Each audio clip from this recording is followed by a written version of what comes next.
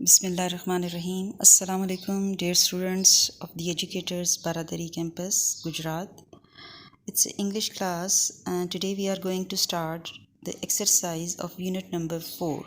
So let's start. Open your books, page number 44. On this page, A part is answer these questions, and these are almost 4 questions. Now I read out all these one by one, and you listen it carefully. The question number 1 is, when did the speaker come across a host of daffodils? Now host mean group, okay, and crowd of daffodils. Now the answer is, when the speaker was alone, he came across a host of daffodils. Second question is, where did the speaker notice the daffodils? The answer is, the speaker noticed the daffodils beside the lake and beneath the trees. Question number 3 is, what words does the speaker use to show that there were many daffodils? Now the answer is, the speaker uses the words like stars, Milky Way, and margin of the bay. Now question number 4 is, what are the different things that the speaker compares the daffodils with? Now the answer is, the speaker compares the daffodils with waves and wealth. Now turn over the next page, page number 44. B part is, answer these questions with reference to the context. Now there are 2 questions, and in each statement there are 2 statements. In each statement further 3 questions are given. So first we read out the statement that is taken from the poem, and then according to that statement we will answer these 3 questions. Okay, now the first statement is, they stretched in never ending line along the margin of the bay. Now according to this statement, the first question is, what has been referred to as they? Now the answer is, they mean daffodils.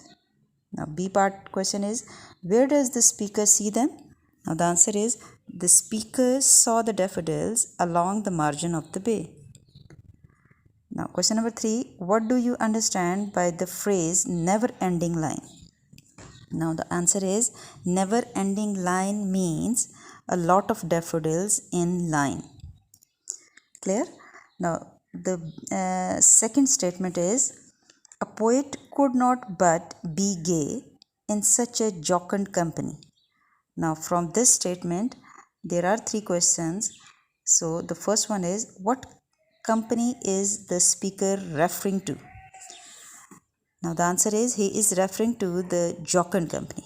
Jocund means happy. Second question, why does the speaker refer to it as jocund? Now the answer is, the speaker refers to it as jocund because the daffodils were dancing beside waves and giving pleasure to him. C question is, how does the speaker feel in such company? कैसा feel कर रहा है वो? The answer is, he feels like wealth he gets by looking at the daffodils. Okay class, now on the same page, C part question is, think and answer. Now dear students, there are 3 questions, and all these 3 questions are related to the poem, and you will do it by yourself. After reading the poem, after understanding the poem, you can easily do it. Okay, the first question is totally taken from the poem, and you will read out. For example, the first line is, the poet wandering dash. Now you will fill this blank by taking the words from the poem, or you can do it yourself. Clear? And second and third question, both are totally your imagination, your thinking, and your observation, that what you feel, whatever you feel, you will write in your answer, and it should not be more than 1 or 2 lines. Clear? Okay, now learn all these question answers orally and prepare it for your exams and test. Okay, Allah Hafiz.